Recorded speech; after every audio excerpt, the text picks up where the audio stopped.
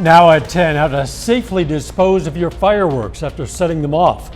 Plus, we hear from the JOPLIN Chamber on their quarterly update at Joplin City Hall. And with primary elections approaching, we look at registration deadlines in your state. The 4 states' most watched news starts now. Pittsburgh police arrest 2 of 4 suspects in an alleged robbery and battery case. This is KOAM News at 10. On Saturday, officers responded to a call about a man trying to enter someone's house. When they arrived, they found an injured man who said he had been attacked by 4 men, one of whom had a gun. Later, police pulled over a pickup matching a description from the victim and found 3 men inside. 1 man ran away, 2 were arrested. Official charges have not yet been filed. The victim is said to be in stable condition at the hospital. It was a deadly holiday weekend on southwest Missouri roads. The Missouri Highway Patrol reports 6 traffic fatalities statewide in the counting period between 6 p.m. Friday and midnight last night. Half of those were in our area. In 3 separate accidents we previously reported, Wayne Sprinkle of Jasper died in a motorcycle crash in Barton County. Bruce Dodd of Wyandotte, Oklahoma died in a motorcycle crash in Seneca, Missouri. And Brian Bradley of Diamond died in a UTV crash near Diamond. Statewide, the patrol worked 107 traffic injuries. With the 4th of July behind us now, many of us set off fireworks, of course, but might not have disposed of the leftovers correctly. Properly disposing of fireworks is important for the environment and for safety. KOAM's Amber Jenkins has more. Everybody loves watching fireworks light up the night sky. However, not everybody knows how to properly dispose of fireworks. Our best advice is to soak it in a bucket of water overnight, preferably. Once you get it good, wet, saturated, put it inside a plastic bag, double bag it, tie it real tight so that the material doesn't dry out. And then from that point, you can dispose of it with your normal household garbage. If you're used to fireworks, be cautious. Even fireworks that you think are spent can still carry a fuse. There have been instances that fire departments had to respond to of house fires where they've taken expended fireworks, put them in a trash can, put them in a garage. They go to bed and then they wake up and the garage is on fire. So it is possible. Storing fireworks in your home is still dangerous. Fireworks are small explosives. So my recommendation is don't store them. You're better off setting them off. And if you're not going to set them off, soak them in a bucket of water like I talked about. The fire department is well trained to handle any firework mishap you may have. We're not in the business of citing people. We're not in the business of causing people trouble. So if you have any type of mishap, call 911 immediately. In Pittsburgh, Amber Jenkins, KOAM News. Officials say the weather can also play a role in fireworks getting out of hand. The Joplin Chamber of Commerce tonight presented its quarterly update to the City Council. The unemployment rate in the Joplin Metro is 3.4%. Job growth has seen a 2.8% increase since the start of the pandemic. Council tonight also outlined plans for funds from the American Rescue Plan Act, or ARPA. Joplin is receiving $13 million that must be used by the end of 2026. The council is considering 4 projects. 3 would be stormwater projects. 1 focuses on wastewater. Southwest Missouri has reported its first case of monkeypox. Officials with the Springfield Greene County Health Department say a Greene County resident tested positive for the virus. They say monkeypox spreads through prolonged and close contact. Symptoms for the virus can range from a blistering rash on various parts of the body to fever to headache to swollen lymph nodes. Authorities say this is the 3rd case of monkeypox reported overall in the state of Missouri. It is hot out there. In fact, triple digits today, Doug. Yeah, day number 2 that we have hit 100 degrees in the summer of 2022. But we've had 5 days at 98 or greater. So we've been kind of hovering right around that mark for some time. 101, the official high, 90 is the average. You can see the record 105 set back in 1954. Excessive heat warnings. The heat, the humidity continue on the Kansas and Missouri side. Arkansas and Oklahoma, they are going to be in heat advisories. Those two states reissue every morning, so you will be in a heat advisory during the morning hours. A couple little sprinkles have popped up here and there, but in general, not much is going on. It's hot, it's dry, we're still into the mid 80s. We still have a heat index sitting right around 90 degrees. Eventually, we'll drop back to about 78, but 102 again for us tomorrow. For how long? We're going to look at that here in just a bit. See you then. The deadlines to register to vote for upcoming elections are nearing. Folks in Missouri are just about out of time. In fact, the deadline for the August 2nd primary to register in the Show Me State is tomorrow. To register to vote in Missouri, you must be at least 17 and a half years old, a U.S. citizen, and a resident of Missouri. So if somebody wants to register, you have tomorrow is the last day for you to do that. So you can come by our office here in Carthage, or you can go to the courts building in Joplin, room 200, and we'll be more than happy to get you registered to vote for August. Missouri isn't the only state voting soon. For the August 2nd primary in Kansas, the deadline to register is July 12th. Oklahomans will also vote on the 2nd. They need to register by Friday. And in Arkansas, the deadline is July 10th for an election on August 9th. You can download the KOAM News app for all your election needs. You can also go to our website for election information, koamnewsnow.com/elections. The website will include resources for all of the 4 state areas, such as polling places, deadlines, dates. You can even register to see if you're registered to vote. Maybe you aren't quite sure. Once again, koamnewsnow.com/elections. It's important to keep our furry friends safe during this intense heat wave. Dr. Eva Dudak from the Parsons Pet Hospital has some tips to keep our pets cool. One is to remember their hydration. Giving them fresh, cold water helps them hydrate and cool them off overall. Yeah, fresh water. Fresh, cold water every single, maybe twice a day, because it gets hot and evaporates. They don't mind drinking warm water. It will still hydrate them as well, but nice cool water will sure be nice. And not packed with ice, but maybe a couple ice cubes thrown in there every once in a while to cool it down. Dr. Dudak recommends buying paw boots and cutting off some of that fur to help protect our pets. Coming up, why some Missourians might see a water and wastewater rate increase. Plus, the mayor of Akron, Ohio declares a state of emergency following protests over a police shooting. Some Missouri water and wastewater customers could see a rate increase. Missouri American Water submitted a rate review request to the Missouri Public Service Commission. If the request is approved, the bill for a typical volumetric customer, where the usage is measured by volume, that person using an average of 4,200 gallons of water monthly would increase by about $12 to $13 per month. The bill for volumetric wastewater customers would stay about the same, where for flat rate wastewater customers, it would increase by about $3 to $10 per month. The review is expected to take about 11 months. After the police killing of an unarmed black man in Akron, Ohio, the mayor has now declared a state of emergency. Protesters believe a police body cam video released by the authorities fails to explain why 8 officers opened fire, hitting Jayland Walker more than 60 times. Protesters are also demanding a Justice Department investigation of the police department's culture and policies. Elise Preston has more. Black Lives Matter! Tension, outrage, and sorrow filled the streets in Akron, where hundreds of protesters demonstrated for a 4th consecutive day, demanding justice in the police shooting death of 25-year-old Jayland Walker. Today, we're going to the power structure. Activist Raymond Grain Jr. led the march toward the mayor's house with a list of demands. That could have been my son or one of my daughters. Jayland Walker is us. Jayland Walker is me. The mayor declared a state of emergency, and businesses boarded up windows in anticipation of violent unrest. That vehicle just had a shot come out of its door. Authorities say Walker fired a round and fled his car after officers tried to pull him over for an unspecified traffic violation last week. After Walker jumped from the vehicle, the police chief says Walker appeared to reach down to his waist and turn toward officers who were chasing him before they unloaded a barrage of bullets.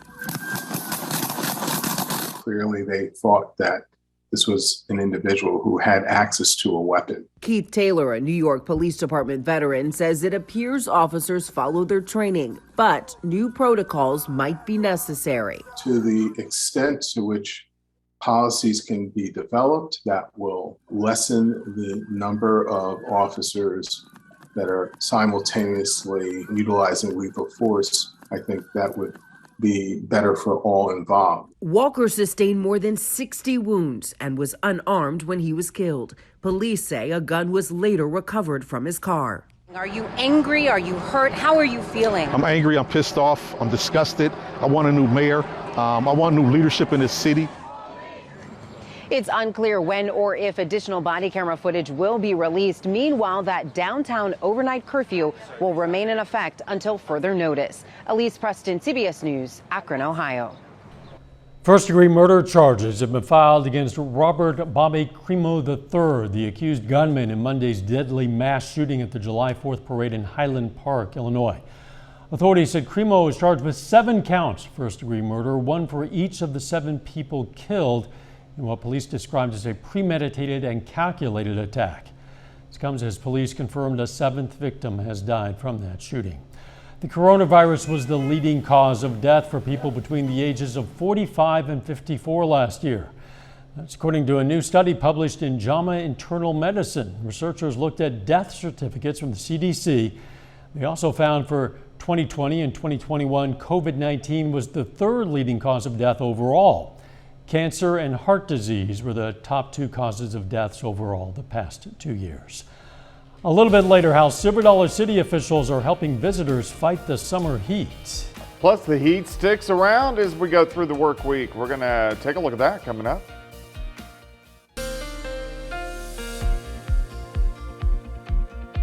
Well, of course, super hot, super humid for us today. High temps right at 101, and then those heat indices way up there as we got really about 107, 108 as we worked into the afternoon hours. Nice shot. This is Indigo Sky Casino and Resort. It was supposed to be Indigo Sky Casino and Resort, so let's get Indigo Sky Casino and Resort. But clear skies, nothing going on.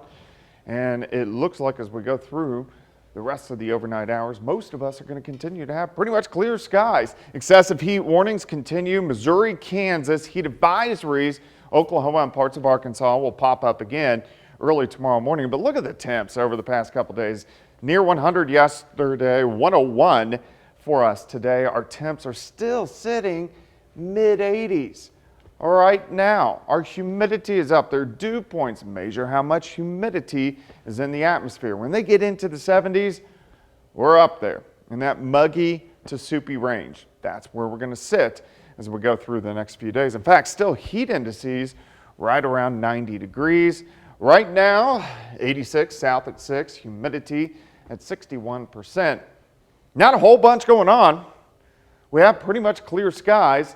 Not a whole bunch going on across the entire Central Plains. Some thunderstorms, Iowa into Nebraska, which will not affect us. You can actually see this big hole of nothing right across the South Central Plains due to big dome of high pressure. So until this guy breaks down, we're going to have the heat and the humidity, not much in the way of rain chances. Let's go hour by hour through the overnight hours. Drop back 78 to 80. Quick warm up. I think through the 80s, mid-90s by noon. Most of us, maybe even a little bit hotter than what we saw today. About 102 upwards to 103. Here's your day planner. 78 to start, 97 by noon. 102, very slim chance for a random shower. Kind of breezy like we had today. Those southerly winds in that 10 to 20 mile per hour range. Very slight chance for an isolated thunderstorm again. Northern counties for us tomorrow night. Thursday, we do it again. Heat up through the 80s, 90s, lower triple digits again, probably 102 to about 103 Thursday afternoon. Thursday night into Friday, a little better chance for a few isolated little thunderstorms trying to get going, so maybe we can get some of us a little bit of rain by Thursday night into Friday. Heat indices up there. This is the way it feels to your body, or your body thinks it is. About 110 tomorrow, about 110 once again on Thursday. On Friday, late in the day, we get a cold front that could give us a few scattered showers and thunderstorms, and will briefly cool us down just a bit as we head into the weekend.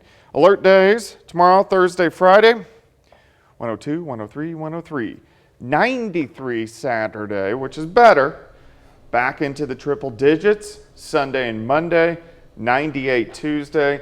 Not much widespread rain on there. A very typical hot July pattern.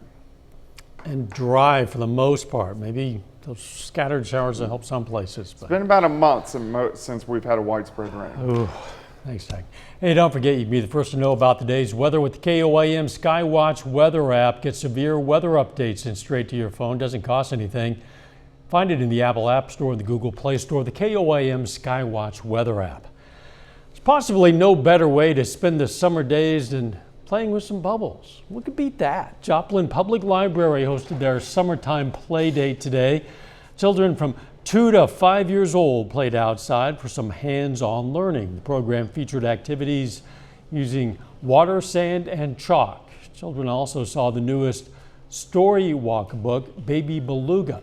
If you want to find more events the Joplin Library is hosting, check out our website, KOAMnewsnow.com. The new antenna is now at the top of our tower. We've been telling you that we are broadcasting from a temporary antenna, and that's why some of you we know are still experiencing some intermittent problems. We are working on it. It's going to be corrected soon, we promise. But when the project is finished, hey, we're going to have more power than ever. Check out the progress anytime at our website, KOAMnewsnow.com/power. Please bear with us. Still ahead, how officials at Silver Dollar City are taming the heat at the park. The busy summer tourist season is in full swing in Branson with extra attention to keep visitors safe in this heat. Madison Horner reports on how theme park guests are keeping their cool. Guest William Washburn says the best way to describe a July day at Silver Dollar City is really, really hot. Washburn says luckily the park has numerous fans and water stations to help out. There's a bunch of sprinklers that you can cool off with, and there's a bunch of ices and slushies and all that good stuff. Kansas City's Austin Ferguson says on hot summer days like this, his family hydrates the night before and throughout the day. Went over to the splash pad to cool off. It's really hot out today, so it's just nice to have somewhere to get away from the heat for a little bit. When it's this hot outside, we really want people to be pushing about 5 to 7 ounces of non-caffeinated fluid every 15 to 20 minutes. Silver Dollar City Vice President of Operations Jeff Ussery says on a 100-degree day, nothing beats hopping on a water ride to cool off. It is important that it cools your body down. You can go back out and take some time in the park.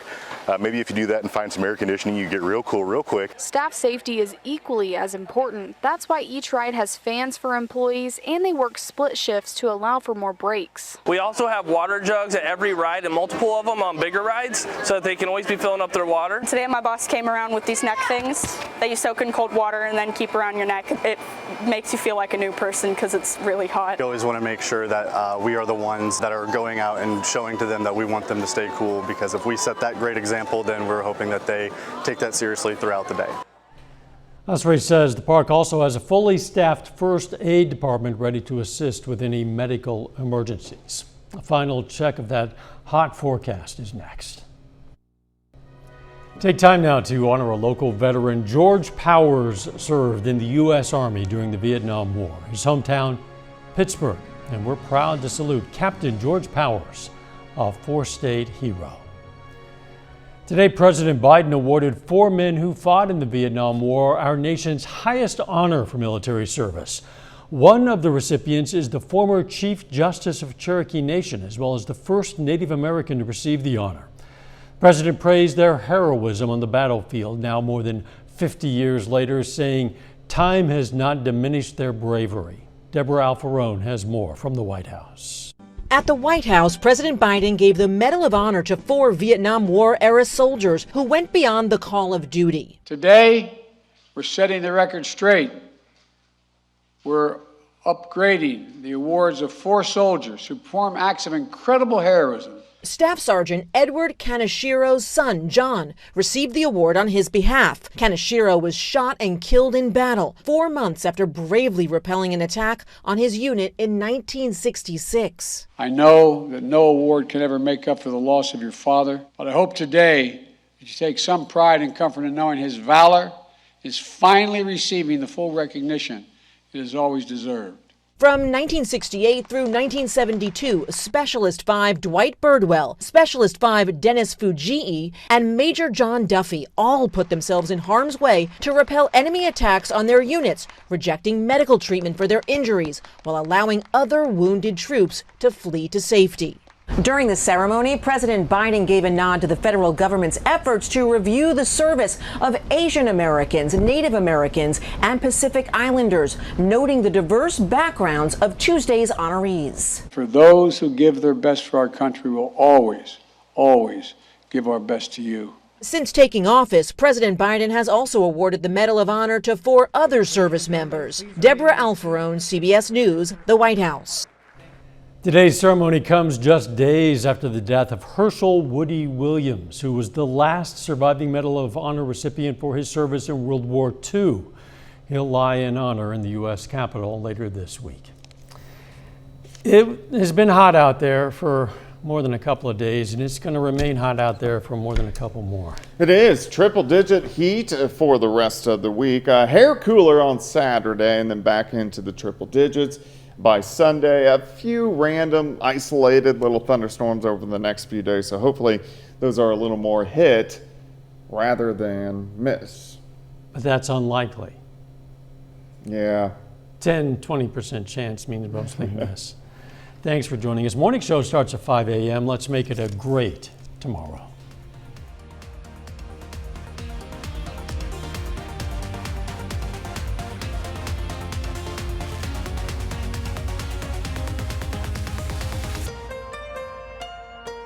Service is